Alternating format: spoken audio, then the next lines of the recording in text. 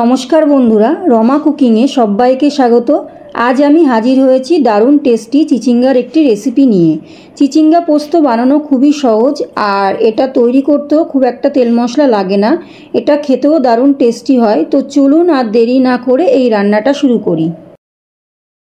চিচিঙ্গা পোস্ত বানানোর জন্য প্রথমেই গ্যাস অন করে একটা কড়াই বসিয়ে দিয়েছি। কড়াইয়ের মধ্যে দিয়ে দিচ্ছি কিছুটা সর্ষের তেল।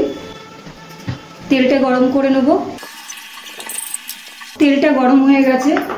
এই তেলের মধ্যে দিয়ে দিচ্ছি কালো জিরে, নাড়াচাড়া করে নিচ্ছি। আর দিয়ে দিচ্ছি একটা মিডিয়াম সাইজের পেঁয়াজ কেটে রেখেছিলাম, সেটা দিয়ে দিচ্ছি। পেঁয়াজটা হালকা করে ভেজে নিচ্ছি।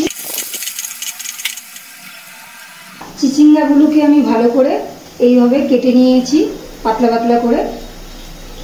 এবার চিচিঙ্গাগুলোকে দিয়ে দিচ্ছি।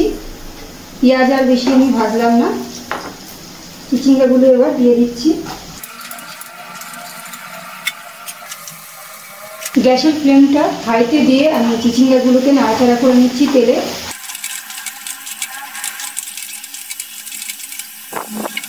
হাই ফ্লেমে চিচিঙ্গাগুলোকে আমি কিছুক্ষণ তেলে নাড়াচাড়া করে নিয়েছি। এবার আমি গ্যাসটাকে একদম লো টু মিডিয়ামে করে একটা ঢাকনা দিয়ে ঢেকে দেবো, যাতে চিচিঙ্গাগুলো সিদ্ধও হয় আর খুব ভালোভাবে ভাজা হয়ে যায়। ঢেকে দিচ্ছি ঢাকনা দিয়ে। ঢাকনাটা তুলে নিচ্ছি। এবার একটু নাড়াচাড়া করে নিচ্ছি। এবার আমি এর মধ্যে দিয়ে দেবো হলুদ দিয়ে দিচ্ছি। আর দিয়ে দিচ্ছি পরিমাণ মতো নুন আর হলুদ দিয়ে ভালো করে আমি আরেকটু ভেজে নেব চিচিঙ্গাগুলোকে। এবারে গ্যাসটাকে একদম লোতে রেখে আমি আবারও ঢাকনা দিয়ে ঢেকে দিচ্ছি। ঢাকনাটা তুলে নিচ্ছি। গ্যাসটাকে একদম লোতে রেখে আমি চিচিঙ্গাগুলোকে ভেজে নিয়েছি। এবার একটু নাড়াচাড়া করে নিচ্ছি। এবার আমি দিয়ে দিচ্ছি পোস্ত আর কাঁচা লঙ্কা বাটা, শিলনোড়ায় বেটে রেখেছিলাম, সেটা দিয়ে দিচ্ছি। পোস্ত আর কাঁচা লঙ্কা বাটাটাকে আমি চিচিঙ্গার সাথে ভালো করে কষিয়ে নিচ্ছি।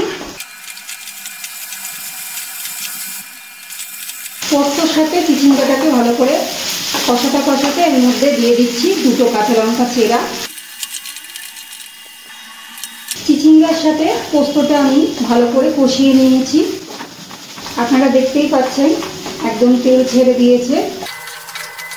এর মধ্যে কিন্তু আমি জল দেবো না, কারণ জল দিলে খেতে ভালো লাগবে না। চিচিঙ্গা পোস্ত আমার একদম রান্নাটা কমপ্লিট হয়ে গেছে। এবার আমি গ্যাসটা অফ করে দিচ্ছি আর একটা পাত্রে নামিয়ে আমি পরিবেশন করে নেব। তৈরি হয়ে গেল খুবই কম তেল মশলা দিয়ে বানানো চিচিঙ্গা পোস্ত। এটা গরম ভাতের সাথে খেতে অসাধারণ লাগে। অবশ্যই বাড়িতে একবার বানিয়ে খেয়ে দেখবেন আর আমাকে কমেন্ট করে জানাবেন যে রেসিপিটা কেমন হয়েছে।